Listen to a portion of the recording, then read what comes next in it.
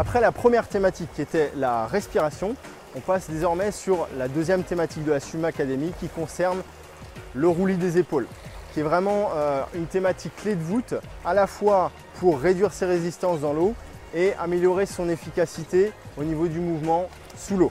Les résistances, ça permet d'avoir ce mouvement de roulis d'épaule amélioré, permet de libérer et d'avoir une respiration beaucoup plus facile que si le nageur est complètement à plat, qui entraînerait un déséquilibre au niveau de son alignement épaules, bassin, cheville. Donc le fait de tourner ses épaules permet de tourner la tête beaucoup plus facilement pour placer sa respiration. Voici pour la partie réduction des résistances. Ça permet également de libérer le passage du bras au niveau de l'épaule, puisque en étant à plat, j'ai ma limite physiologique qui vient bloquer là, qui m'oblige à avoir un retour aérien sur le côté. Ce retour aérien sur le côté va entraîner forcément un désalignement de mon bassin par rapport à mes épaules et mes chevilles, augmentation des résistances. Alors que si j'ai un roulis d'épaule plus important, mon épaule est libérée, ce qui me permet de revenir beaucoup plus facilement, de rester dans l'axe, de contrôler mon entrée de la main dans l'eau et également d'améliorer ensuite mon efficacité, puisque en ayant un roulis d'épaule, je vais pouvoir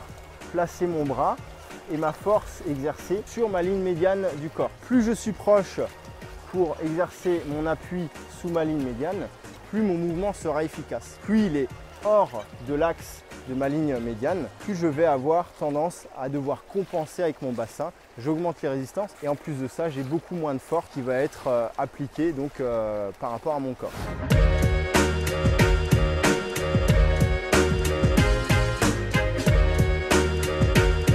Exercice basé sur le travail de roulis des épaules. On va nager normalement en 3 temps. 1, 2, 3. Quand je dois respirer, je me mets d'abord sur le côté en latéral. Je place mon inspiration, je remets ma tête dans l'eau et je reprends. 1, 2, 3. Latéral, j'inspire, je remets ma tête dans l'eau, je souffle dans l'eau. Ok? Allez, c'est parti!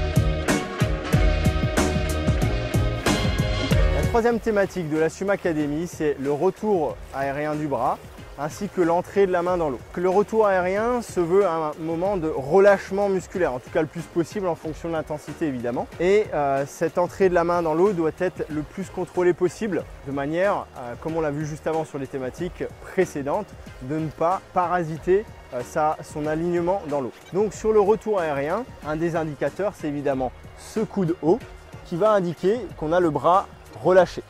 Ce bras relâché nous permet de contrôler l'entrée de sa main dans l'eau, qui doit être devant sa tête, assez proche de sa tête, et non pas comme on observe souvent, en extension de bras, qui aura comme conséquence une mauvaise prise d'appui. Donc retour aérien, le coude haut pour avoir un moment de relâchement, entrée de la main devant sa tête, de manière à pouvoir enchaîner directement sur une prise d'appui efficace et de ne pas avoir sa main à la surface de l'eau. Exercice suivant sur le retour du bras et l'entrée de la main dans l'eau. On va travailler toujours sur notre bras, sur un seul bras. Mouvement sous l'eau, je passe en latéral perpendiculaire à l'eau, j'inspire, mon bras revient et je m'arrête à la verticale, donc à 90 degrés, la petite gifle sur la joue et l'entrée de la main juste devant la tête.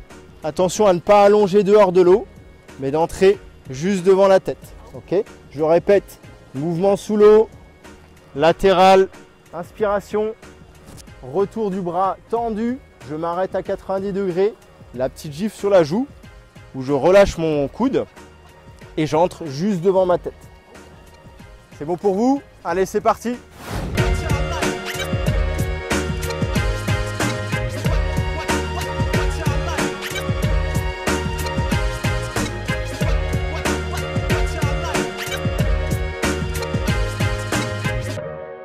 Merci de nous avoir suivis. On se retrouve pour de nouvelles aventures sur une prochaine émission de la chaîne du triathlon. À bientôt et abonnez-vous.